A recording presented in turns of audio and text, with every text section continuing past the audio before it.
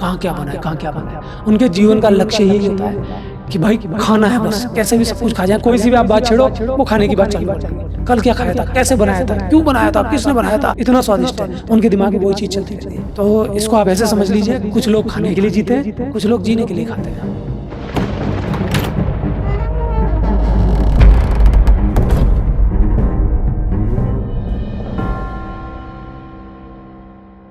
कई जगह देखते हैं कि वो नई चीज़ों का ऑर्डर देते हैं। तो जैसे मिक्स वेजिटेबल खराब होती है, वैसे ही कई जगह लिखा रहता है टुडेज स्पेशल। हम्म तो मैंने पूछा कि टुडेज स्पेशल वो सबका गछड़ पछड़, वो सबका मिला मिलू के दे दिया, वही स्पेशल है। तो वो नई चीज़ है जो आपका उससे एक्स्ट्रा चार्ज भी लेते हैं और वो अपने पैसे कमाने के हिसाब से होते हैं। एक चीज़ और भी है, जो स्ट्रीट खाना खाते हैं, जो होटलों में जाते हैं, मैंने नोट किया है कि फिज़िकली जो ज़्यादा मोटे लोग होते हैं, वो अक्सर अगर टॉपिक उनका जो सुनने में आता है, तो वो हमेशा वही बोलते हैं, वहाँ की वो गोलगप्पे अच्छे हैं, वहाँ का मशहूर है। पिज़्ज़ा अच्छा है, वहाँ का ये खाना अच्छा है। उनका जो टॉपिक रहता है, वो यही जैसे रहता है। अपना टॉपिक वर्क का रहता है, उनका टॉपिक खाने का रहता है। तो ये प्रॉब्लम क्रिएट हो जाती है कि वो वहाँ जाएगा, खाएगा, फिर मोटे पर और मोटा होता जाएगा, फिर बीमारियों का घर हो जाता है। इवन इन दिनों में अमेरिका की सबसे बड़ी प्रॉब्लम है कि ये जो नई जनरेशन है, वो मोटी होती जा रही है। उनको मिलिट्री के लिए नौजवान वगैरह मिल नहीं रहे। ये सारा का सारा यही सिस्टम है, लेकिन अब जीभ का कंट्रोल नहीं है तो देखिए, अपवाद सब जगह है, लेकिन अगर आप इंसान को पहचानना चाहते हैं, तो उसकी 2 आदतों से पहचान सकते हैं। एक तो वो पैसों को कैसे पकड़ता है। आप किसी इंसान को पैसों पैसा को कैसे पकड़ता है। कैसे आप किसी इंसान को पैसा देके देखिए, फिर उसकी आँखें चेक करिए, उसके पकड़ने का तरीका चेक कीजिए। उससे आपको आइडिया लग जाएगा कि इस इंसान की मानसिकता क्या है। दूसरा, खाना कैसे खाता है, खाने को कैसे देखता है। अगर आप खाना उसके सामने खा रहे हैं, तो उसकी नज़र कहाँ है? ज़्यादातर लोग ऐसे हैं कि अगर आप खाना खा रहे हैं तो आपकी थाली में देखेंगे वो, क्या खा रहा है? खुद का पेट भरा हुआ है फिर भी उधर ही नज़र जाएगी। तो आपने जो कहा कि पूरा मेन्यू उनको पता रहता है, रोटी-राम रहते हैं, कहाँ क्या बना है, कहाँ क्या बना है। उनके जीवन का लक्ष्य यही होता है कि भाई खाना है बस, कैसे भी सब कुछ खा जाएँ, कोई सी भी आप बात छेड़ो, वो खाने की बात चालू कर देंगे। कल क्या खाया था, कैसे बनाया था, क्यों बनाया था, किसने बनाया था, इतना स्वादिष्ट है। उनके दिमाग में वही चीज़ चलती रहती है। तो इसको आप ऐसे समझ लीजिए, कुछ लोग खाने के लिए जीते हैं, कुछ लोग जीने के लिए खाते हैं। मैं लंदन में था, मेरे साथ का जो एक कैरेक्टर था, वो सुबह उठते ही और जैसे ही वो देखेगा स्क्रीन के ऊपर ये खाने की चीज़ है, ये ब्राज़ीलियन है या ये थाई फूड हो रहा है, मैं वर्ल्ड का सबसे अच्छा खाना खाना चाहता हूँ। मैं ये सोचता अभी दिन निकला है, नाश्ते का भी टाइम नहीं है, ये जब देखो तभी ये खाने की बात करता रहता है। हुँ, पता है उसका वज़न 130 किलो, हुँ, हुँ। तो वो शायद वो सारी के सारी परम लक्ष्य यही होता है साहब इनका, खाओ पियो मज़े करो। उनको सिखाया ही जाता है कि मज़े खाना-पीना क्या ज़रूरी करेंगे, है। साँस ही नहीं आती तो। आप मुझे बताओ, अगर जीभ नहीं हो, तो इंसान खाना सिर्फ़ इसलिए खाएगा ना कि उसकी ज़रूरतें पूरी हो जाएँ शरीर की, पोषक तत्व मिल जाएँ। तो जीभ बनाई इसलिए गई है। जैसे फ़िज़िकल रिलेशन जो बनाया है, वो मज़े के लिए नहीं बनाया। वो बनाया किस लिए है कि संतान उत्पत्ति हो जाए।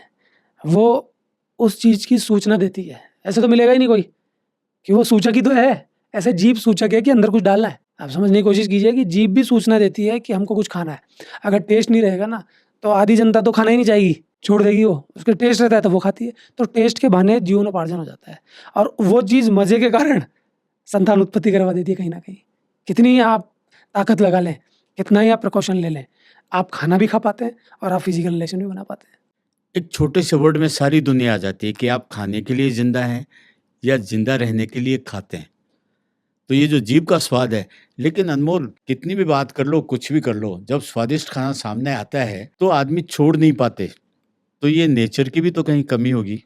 सर, सबका अपना-अपना नेचर है, सबको कुछ ना कुछ चीज़ पसंद आती है। जैसे मैं मेरी बात ही कर लूँ कि साहब अनमोल बिकता नहीं है, अनमोल साहब ईमानदार है। अनमोल को करोड़ों रुपए लाके रख दो, पद, प्रतिष्ठा कुछ भी दे दो, कैसा भी प्रलोभन दे दो, अनमोल नहीं बिकेगा। पर अनमोल को एक चॉकलेट दे दो आप, डेयरी मिल्क लाके, अनमोल बिक जाएगा तो तुरंत। मेरा प्रश्न पूछना सही रहा। बिल्कुल सही बात है। हाँ। आप भी खाते हैं, आइसक्रीम पसंद है आपको, ये सब पसंद है, तो सबके अपने-अपने तरीके होते हैं जीने के। लेकिन मैं आपको बता दूँ, ऐसा नहीं है कि चॉकलेट नहीं मिले तो शायद मेरा जीवन खराब हो जाएगा। वो विल ये पावर। बताने की बात है, तो विल पावर है।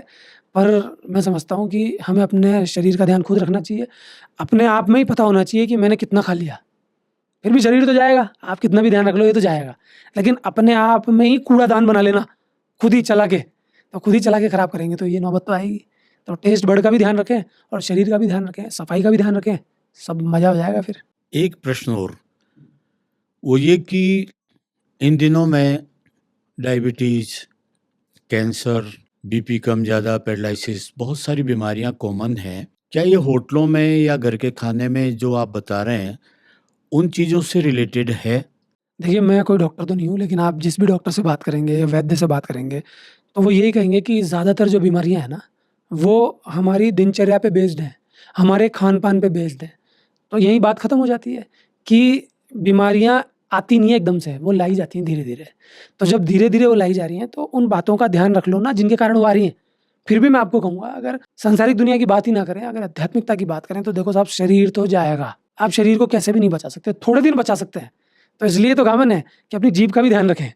खाएँ, मज़े करें, लेकिन थोड़ा-थोड़ा शरीर का भी ध्यान रखें। सारी चीज़ें मिक्स करके चलेंगी तो बैलेंस हो जाएगा।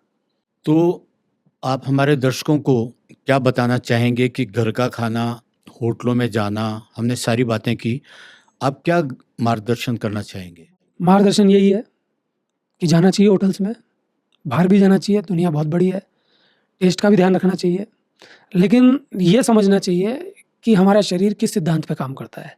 शरीर काम करता है, जो हमने खाया है, वो नहीं बनाएगा, जो हमने पचाया है, वो बनाएगा शरीर को। अगर ये सिद्धांत ध्यान में आ जाएगा, तो फिर टेस्ट का भी ध्यान हो जाएगा, कोई बुराई नहीं है, और फिर पौष्टिकता का भी ध्यान हो जाएगा। फॉर एग्ज़ाम्पल, आप बहुत पौष्टिक चीज़ घर में लिया है, चलिए वेजिटेबल्स ही लिया है, साग सब्जियाँ पड़ी हैं बहुत सारी, अब इसको कैसे खाएँ? क्योंकि हमारा ध्यान तो बाहर की चीज़ों पे ही है। आप उसमें डालिए ना मसाले। आप उन सब्जियों के साथ ऐसा सिस्टम बना लीजिए कि एक तरफ सब्जियाँ हैं और एक तरफ कुछ मसाले हैं। मसाला आपको टेस्ट देंगे, सब्जियाँ आपको पौष्टिकता देंगी। कोशिश ये कीजिए कि इस तरह के मसाले काम में लिए जाएँ जिससे सब्जियों की पौष्टिकता नष्ट नहीं हो जाए। तेल कैसा इस्तेमाल में लेना है? कोई व्यक्ति गरीब है, वो नहीं ले सकता देसी घी, तो कम मात्रा में काम करे। साथ के साथ मैं हमेशा कहता हूँ कि अगर ऐसा शरीर ही बना लिया जाए कि लक्कड़-पत्थर सब हज़म, तो फिर मज़ा ही आ गया, फिर आप कितना भी खाइए। लेकिन फिर भी अगर बार-बार आप गड़बड़ खाना खाएँगे, तो आपकी गाड़ी में तो कचरा अटकेगा ही, और कचरा जब अटकेगा, तो आपका सिस्टम खराब होगा, और जब सिस्टम खराब होगा, तो आपके ऑर्गन्स भी खराब होंगे, सब चीज़ खराब होगी। और फिर ये जो जीभ आपने टेस्ट के लिए बनाई है, ये टेस्ट आप लंबे समय तक नहीं ले पाएँगे। जब दाँत थे, तब चने नहीं थे, जब चने आ गए, तब दाँत गायब हो गए। तो ऐसी नौबत नहीं आ जाए कि जब आपके जीवन में बहुत अच्छी स्थिति आई, तब आप मज़ा ही नहीं ले पाए। तो हमको ऐसा शरीर तैयार करना पड़ता है जिसमें हम इन सब चीज़ों को झेल सकें। तो मेरी यही सलाह रहेगी, अपने चटोरेपन का भी ध्यान दें, अपनी जीभ का भी ध्यान दें, अपनी पौष्टिकता का भी ध्यान दें, सफाई का भी ध्यान दें। लेकिन दिमाग में यही कल्पना ना बना के रखें कि सारे होटल्स ही खराब होते हैं, या हमारे घर पे भी हमको हाइजीन मिलता है। घर पे भी कई बार हाइजीन नहीं मिलता। तो सब चीज़ों की मर्जिंग चल जाएगी। एक्सरसाइज़ करें, अच्छा स्वभाव रखें, मन शांत रखें, सारा खाना पच जाएगा, जीभ भी ज़िंदाबाद हो जाएगी और आपका शरीर भी शानदार हो जाएगा।